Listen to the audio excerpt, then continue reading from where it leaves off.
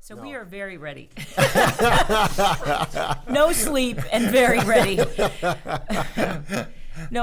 This all really came out of grateful to God for you being in our presence as, members of Living Lord, and amazed because we have wonderful pastors that are not with us now for good reason. We are walking with good grief, and you have come at a time, and I continue to be amazed at what you bring to us, the inspiration, and always different, and I wasn't expecting it.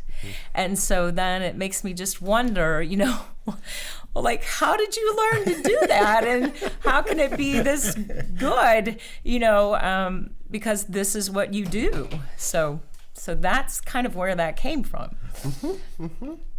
Is that the first question? How did I learn to do this? Okay. Yeah, I mean, you sign up in religious studies. Here's a section for interim pastor. And, did you start out as a pastor, or did you pastor your own church? Or Okay, I've been a pastor for 33 years.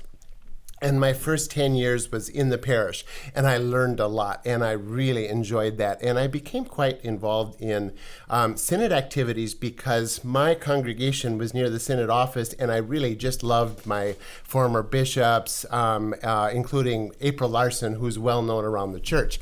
And so I just learned a lot in those parish experiences, and I learned through the good times, I learned through the bad times, and so forth, and then was kind of surprised when all of a sudden was asked to be assistant to the bishop.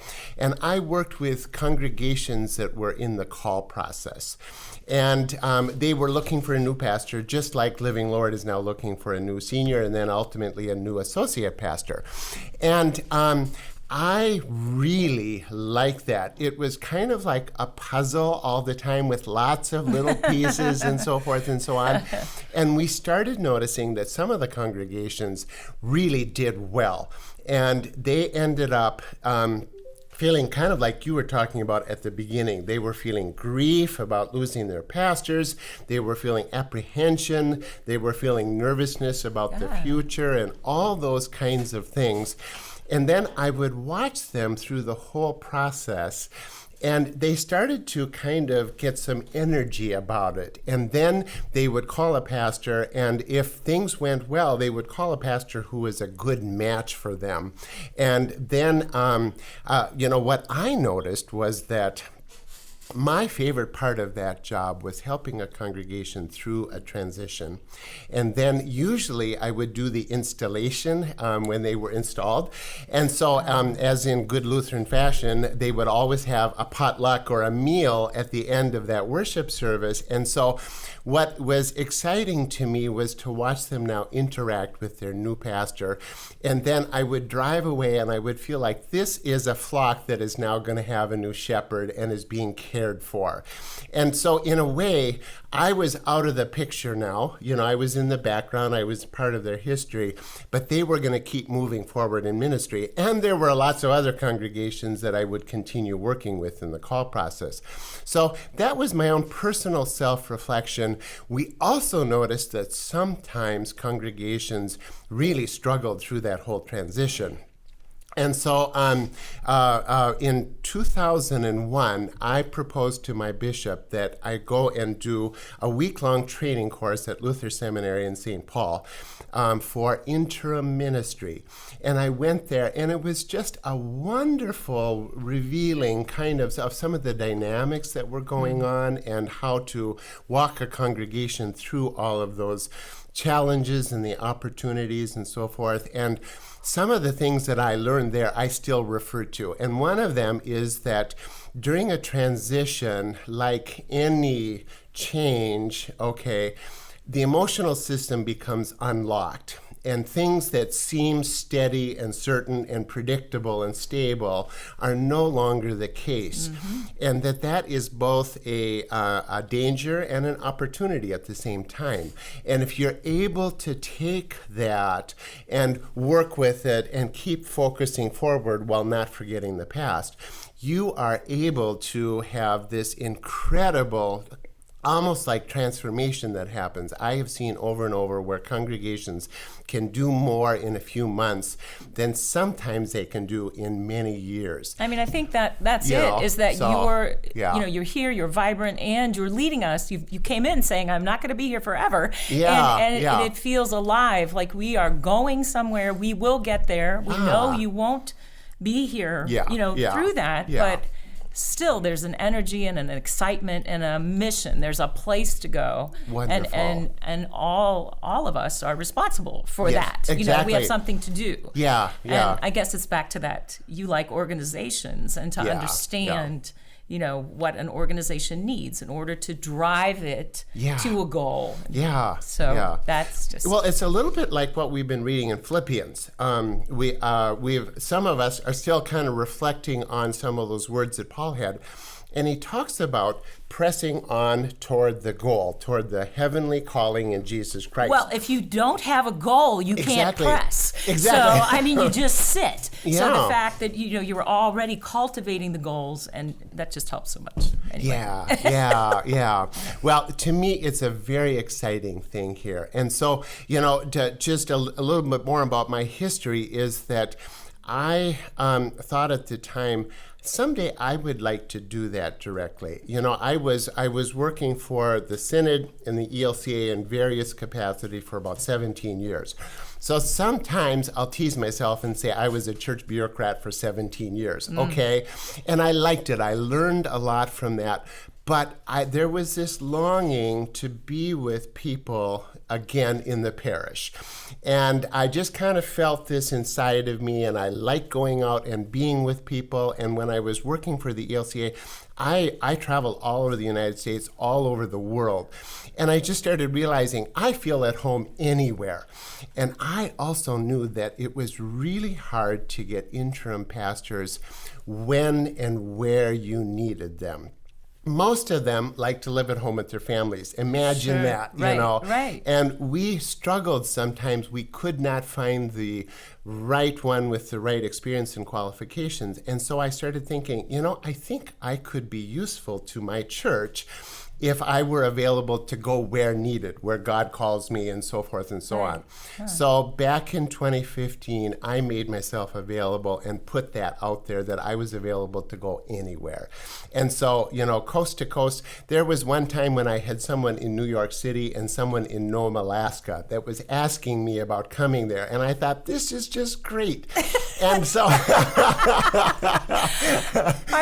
one of my questions was, how do you deal with so much change? Because, you're obviously not with your family if you're in Nome, Alaska. I mean, getting back to them once a month would be a little difficult. Yeah. So how do you deal with so much change? I learned years ago that if you have a lot of change here, you have to have a lot of stability here. So I balance my life. And so when I'm constantly in new situations, I just kind of let it go. And I say, I'm curious, I'm learning, I'm here for a while. I don't have expectations that I'm going to be able to figure things out fast or anything like that. But a lot of my daily routine and so forth is very similar wherever I am. And of course, the weekly worship, the Bible is the same. The church is the same. Worship is the same. Although I have to admit, I do not like change. I like variety. And I like exploring. I like hearing. That's very interesting. Yeah, I'm a very curious person. Wherever I am, I have places to go and people to get to know and new places to explore. And my favorites are restaurants and museums, which are closed right now. So I'm exploring parks instead because most of those are open. Yeah. That's wild to me.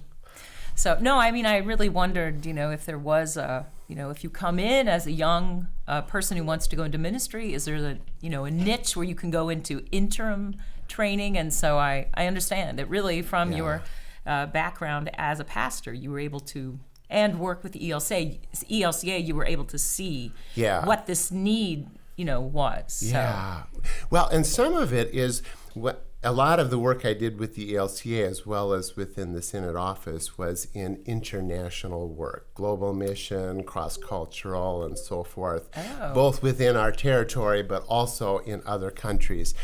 And I just started realizing every congregation has its own unique culture.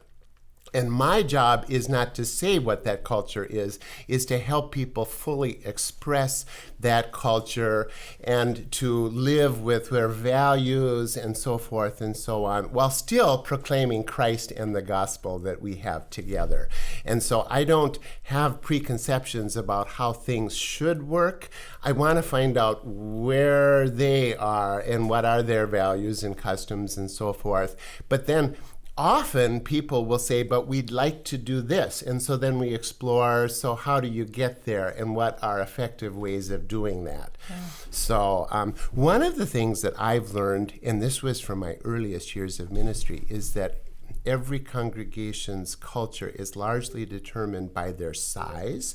And we don't think about that, but I've been in really little congregations all the way up to mega churches, very, very large congregations. Mm-hmm. And what I've seen is that how they organize and do their ministry based on that is a key determining factor on how they're going to work. And there is research that this isn't just a Lutheran thing, this is in every denomination.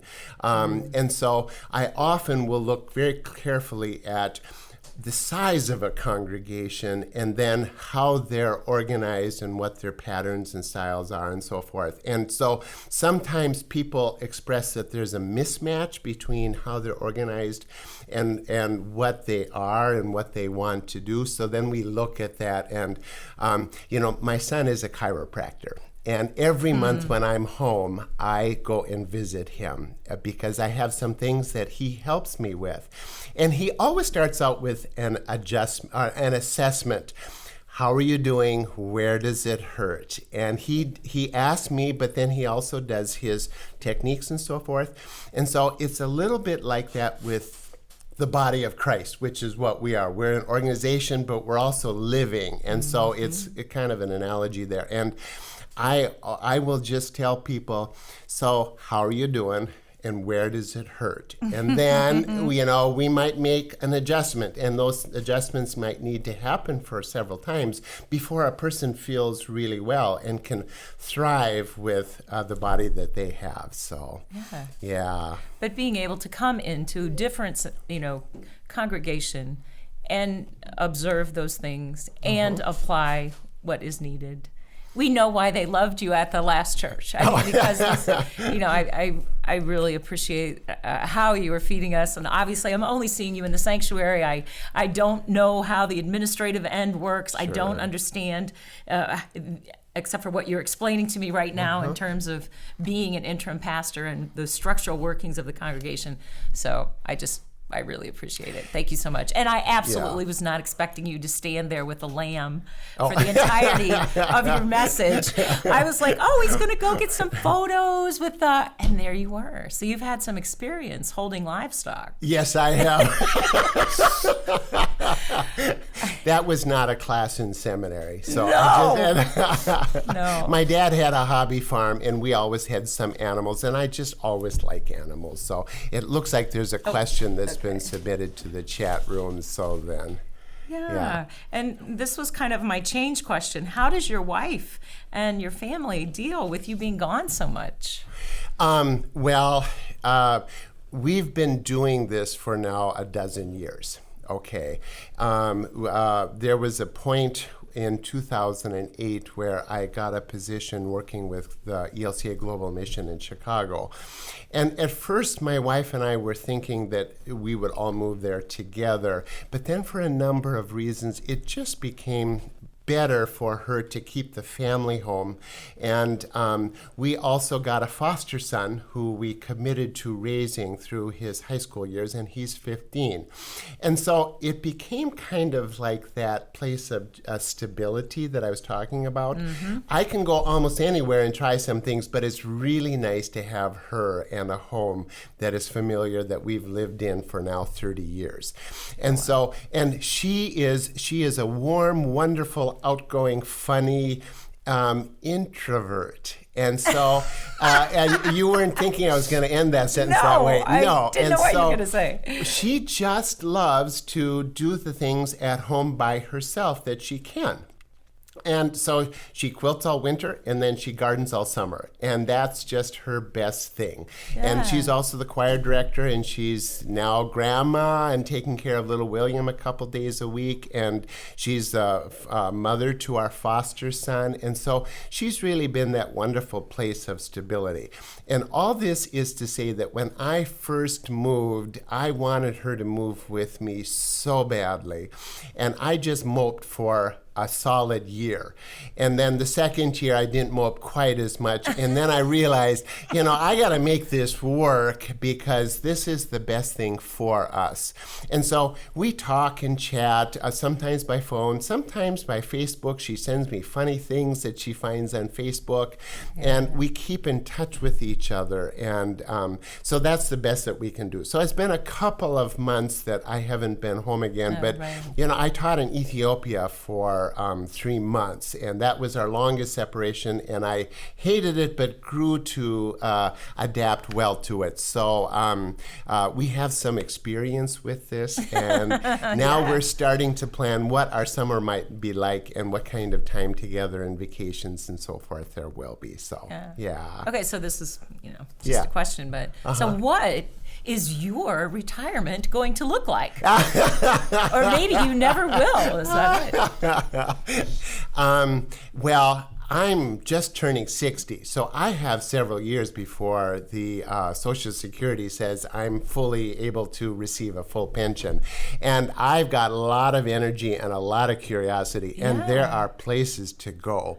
Yeah. And so I can't see you stopping. I think that's what I meant more than, Yeah. So that's sometimes what I wondered. My wife says, you have way too much energy to just stay at home all the time. So I think that's probably an accurate reflection because I dive in wherever I am. And so I think a few years ago I thought, what would my final years in ministry, what would I most like to do? And I thought, if I could serve as an interim for about a year at a time in different places around the country, that would be personally satisfying to me. So we'll see. When I get to 67, I'll figure that out then, and I'm sure God will reveal some good way for us to structure our life. Right. So, yeah. You keep surprising me, so I don't know. I guess, it's like you can't have the actual really good baseball player, so you get the pitch hitter or somebody who's not, and you're just not sure. Well, in baseball, I guess they already know. But, I mean, for some of us, you don't know how it's going to be. So it's been so wonderful. I really appreciate it. Well, that's the scary part about all of this is you have a pastor or pastors that you love.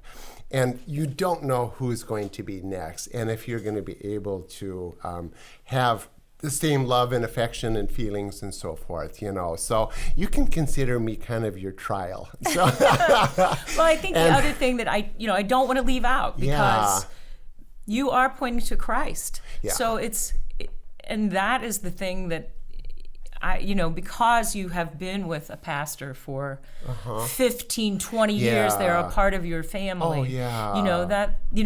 But you have come in and not been here very long and pointing to Christ to me.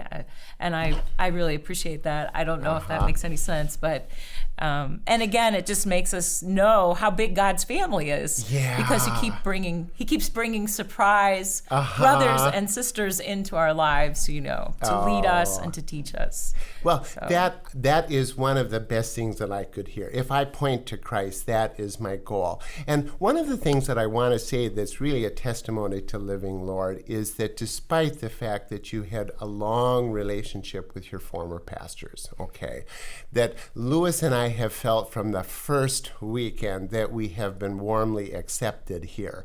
And it's not about us. It is about the capacity of people to open up their hearts and to welcome somebody new. So that speaks very well for you, not only for your next pastors, but also for the community. And I hear that there's just a real desire to welcome people into this community of faith. And that seems to come up over and over and over again. And I think you got it. I'm just very happy to see that. So, and there will come a time when I'm going to say, okay, everybody, you excuse me, you have us in your hearts. Now I want you to take and put us in your memories, because we'll be part of your history. And then I want you to leave that space for your next pastors to welcome them in. So that's my hope in all of this. So and you started out that way, Okay. telling us, so that's it's pretty wild. All right. With the COVID-19, if there is a delay in the call process, is there a possibility to extend Pastor Lanny's contract or your covenant with us? If we have no senior pastor by September, will you be here, till everything is set up? That's more than I can answer right now. And so I don't ever want to give false hopes or misleading information. I try and be real straight. And so I don't know. The reality is that I get inquiries from all over the country about serving next. And so I do know that there are openings that bishops would like me to consider. And I do know that everything now is slowed down all across this entire country, and so forth. And so I think what I will just say is I will keep you informed, and we will be making plans so that ministry will continue strong here. And that may be with me, or that may be with other arrangements and so forth. And I'm very, very fortunate, because right now we have excellent relationships between the council and the call committee and the synod staff and so forth. And we're in touch with each other all the time. And so that there aren't any unexpected surprises is the long and the short. And so I think some of this would be to go back to what we were talking about earlier, which is this is a time, both in our transition and also in the response to the COVID-19, where we just learn to live one day at a time and celebrate and embrace this moment right now, and to make the very most of it. And so that's what we will do no matter what. Okay. That's really good, and we have no choice but to do that with this. Are Lanny and Lewis, are your contracts linked? Will you leave at the same time? Can Lewis stay longer to help with the transition? Because this is what happened to us, is that everybody was gone for us. I suggested, and it was in the agreements that we have, they call them an agreement or a covenant, that Lewis be, that his time period be longer than mine. And so his is ideally until the next associate pastor comes. And that way he'll be some of the bridge between now and that time. And so when I go and there's a new senior pastor that's here, the hope is that Lewis will be able to stay through that time period. Okay. And again, none of us know, what the future holds and so forth. And I keep asking our staff if they have found the crystal ball, because that crystal ball has been missing, and I'm looking for it. I want to know what's going to happen. I told you I don't like change, and so I obsessively communicate and plan and so forth, but in the end, events are out of our hands, and we just have to trust God that we are in God's hands. So anyway. Yeah. All right. Was there anything else?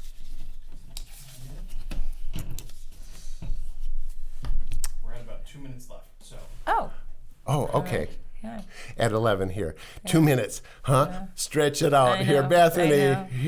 Grab a filler question here. So. Well, I guess I'm still completely amazed at what you've brought us, and I'm just so thankful and grateful to you, and I can't stress enough how God keeps bringing amazing pastors into my life anyway, and so I just can't thank you enough for that. And it isn't just your message. You are this approachable person. You're here for us, and you just don't expect that unless a pastor has been with you a little bit longer. So sure. I mean, so sure. I will offer that again. Yeah. Well, I listen to everybody, and that's very important to me. I can't do what everybody says, but I also, being approachable is very, very important to me. We got to be accessible and just be available to people, than to be a decent shepherd, in many ways. So, thank you very, very much. And, I just wanted to say that I have thoroughly enjoyed getting to know the St. Louis area, and have discovered foods that I had never heard about before I moved here, and Provel cheese and gooey butter cake, and I've tried St. Louis barbecue, and just a whole bunch of things, and the museums and some of the culture and so forth that you have has been just fabulous. So I think that you'll be able to offer your senior pastors some really wonderful things to get to know, because this is a great area to live. So anyway, so are we about done now? I guess. Okay. I don't know. Lewis, you're the mastermind. What are you saying? You folks are doing great. If you want to keep going, that's perfect too. I mean, if that's the questions we have, we can open it up to more questions. It's so funny. You keep saying that you don't like change, and yet your job is so full of change. It is, yeah. So I mean, but I understand. What you are called to do, what your call is stable all the time. So maybe you feel like that everything else that's going on is just variety, and you have that. Yeah. That is well, stable. I think a pastor needs to get sea legs. The boat is going through the storm and so forth, and you've just got to stand and be firm where you are. Mm-hmm. And some of that simply comes out of faith, that I trust that Christ will get us through whatever storm we're going through and whatever change we are. Some of it is experience. I could not have done this in my early years of ministry. I needed to have a lot of mistakes and a lot of experience before I could kind of figure out the lay of the land and just kind of hold steady on all of that stuff. So I don't know if that makes sense or not. Well, I mean, I really was going to equate your job with a captain of a ship. Yeah. That the church is a ship, and we switched captains. Yeah. But I mean, some of all the and maybe this is just so elementary, Watson, and that other people have already figured this out. But again, understanding organizations like that is small. I don't understand it. No, you are exactly right. In the early church, the ship was an image for the church, especially Noah's Ark, in which God was saving people from the terrible floods around them. Right. And so then in some churches, they will call the sanctuary the nave, and that comes that's related to the word for navy. Okay. Because didn't know that. Yeah. Okay. I love finding out the background to stuff, and that just enriches and enlivens. Most of us can't even say sacristy or narthex. What are those words? It's the front of the church, the back of the church, and now you're telling me where they come from. Okay. So what is your favorite part of being an intern? And what is an interim pastor? And what's your least favorite part? My favorite part is hello. My least favorite part is goodbye. Understood. It makes perfect sense, because you bring everything of your life to everyone. But then this is what a Christian does, and you are shepherding us. So I definitely understand that. Why are we crying? I don't know. It's Christ, and that's just it. Well, now I mean, I just hate the thought of leaving and so forth, but it's necessary. And we just have to do that, and we have to be able to say goodbye. And so, I always encourage every congregation, have a good farewell for your pastor. And I mean, we did. We did with I our. know. We did. We had know. wonderful farewells. Yeah. And it really stings, because we should be able to worship with them. Yep. They have to figure out where to worship. They don't live in a place where there's well, I mean, I guess we have quite a few churches, but I mean, that's an issue for them. And they're our friends. I mean, they were our pastor, but they're our friends. So I realized, I guess I should write a letter to the synod, but anyway.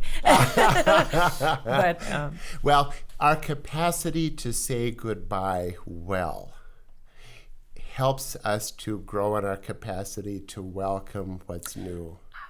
And they're really together, because if we want to hang on to everything that we've had while grasping something new, we don't have enough bandwidth. We don't have enough space in our hands. Yeah. And so it's just very important to learn how to say goodbye. And this is some of what we learn in the church. I mean, this is why I think it's so important to have a funeral when someone passes away, right, because you say goodbye to them. And then you can honor their memory and their legacy and all of that stuff, and then allow people to move forward. And so it's true in ministry too. And it's one of the things that I've seen is absolutely critical in a good transition. So, yeah. Yeah.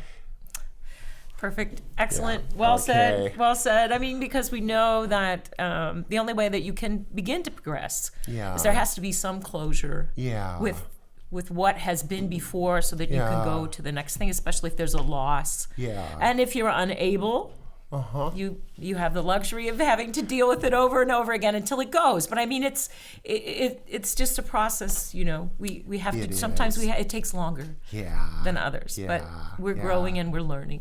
So now, let's talk about something that is a little lighter hearted, so we don't end up talking about goodbyes and grief. There, Lewis got one from the chat room, huh? All right. Favorite part of the country. Favorite part of the country? Yes. You mean this country or the United States? I would say the United States is the reference. Well, to me, the country is home. Yeah. Okay. Which is Wisconsin, is that correct? It is. It's western Wisconsin, and it's a corner of the state that is very unique, because it's the one corner of the upper Midwest that was never touched or covered by glaciers. And so the topography is much different than the rest of the Midwest. Okay, that's like where we come from as well, and I forget what it's called. Shane knows. The coulee region, the unglaciated, the driftless area. Driftless, that's it. Yeah, they use a lot of different words. Our family is from words. Northeast Iowa. Right, it's western Wisconsin, southeastern Minnesota, what northeastern is the town name Iowa. Then for you? Well, it's near La Crosse, Wisconsin. We're in a little bedroom community just outside of there. Gosh, so that's like an hour from my family. Yeah, I knew that you had roots in that area, so it's beautiful area, isn't it? Yeah. It's actually called God's country up there. I know that. I grew up in Pennsylvania, so I didn't think that was fair, but anyway, it was very beautiful. So. So, I mean, that is home. I had lived in the Midwest my whole life and had never been down in that area along the Mississippi and in that driftless area. And when I interviewed for a call that was there, I came off of the prairies on the interstate, and all of a sudden there was the Mississippi River Valley, and it is so gorgeous and stunning there that, I just fell in love then, and it hasn't ever changed. Every time I go back home and I see these ridges and the valleys and everything, I think this is the most beautiful place in the world, so that is still my favorite place, and that's where our home is and so forth. So it becomes kind of a lodestar for me to always go back to. Yeah. But what I have really loved is that I have had impressions about different places in the country. And sometimes we have caricatures or stereotypes and so forth. And I have thoroughly enjoyed getting to know those places from the inside. Okay. And I remember when I was moving to Dallas, Texas, people had impressions about what Texas was like. And I got there and I'm thinking, oh, the stereotypes do not fit. And so it helps me to get behind the stereotypes that we hold, and some of the, sometimes even prejudices that we hold about different people or different regions and so forth. And just to thoroughly enjoy them in the moment for what they are rather than what we think they are from a distance. Well, I mean, that goes without saying for a lot of people, that you may look at the exterior of someone and judge them in this way. Yeah. You have no idea the inside. Yeah. All right. If we are a ship, maybe a pirate ship, yes, Pastor Lanny will a parrot with a parrot on his shoulder, Lewis with an eye patch and a peg leg. I didn't read this right. I'm so sorry. So find your parrot. Not the pink pig anymore, guys. Okay. Lewis, you have to have the eye patch now.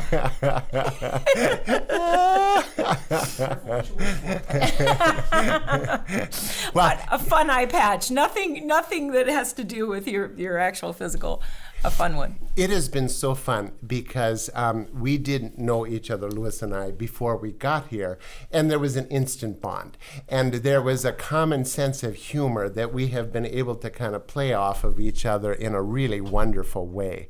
And so through our time together, we've discovered that there are some things that we just kind of have a little humor with. And one of them was the whole thing about bald and budget. You know, we made our budget, so he went bald, but I did it as well, and we had caps that were made for us. I know, it was fun. It was much a lot. fun. Yeah, imagine that. Stewardship and budgets are fun. Right. I mean, let's keep that I know. image, huh? I mean, yeah. Lewis, you'll have to ask Lewis if it was as much fun for Lewis as it was for the rest of us. But well, he offered, yeah, you know, he did. and so Now, I don't recall. That's a story for another time. I think he did offer. Yeah, so and now we're doing things with some other things. Like, for example, the other night, the council was wanting to learn a little bit more about making motions and Robert's rules. Robert's mentioned. rules Yeah. and so forth. And so we set it up that as a way to just practice, Lewis proposed that we get a pink elephant for Living Lord. It would be good for the kids, the preschool. We could put it out on near the sign, and everybody driving by in the interstate would know that we're the church with the pink elephant. It'd be good for advertising and stuff. And the next morning, Leslie Demeen and Stephanie Peters had conspired to get him a pink elephant. And that pink elephant has been in several places now and is now painted on our office windows. And he's got the head of the pink elephant, and I've got the rear end of the pink elephant. I got the bad end of this deal. So we are just having lots of fun with that pink elephant. That's awesome. Yeah. That's awesome. So. Yeah, everybody needs a mascot. Why doesn't a church need a mascot? I mean, Christ is our mascot. I don't know what I'm saying, but you know what I'm saying. A gimmick. Do. Yeah, right. I don't know. Yeah. Anyway. So, well, we've had a couple more lighter-hearted questions and so forth. So I think unless you want to keep talking here, should we call it a time? I am at your service. You guys know that because this is new to me. Okay, guys, should we call it quits? You're not going to have anything else to talk about, so we need stuff for later weeks. So I think this is good. Okay. Yeah. Thank you. How's it for anyone else? Any questions out there? You can now unmute yourselves now. But any questions, comments?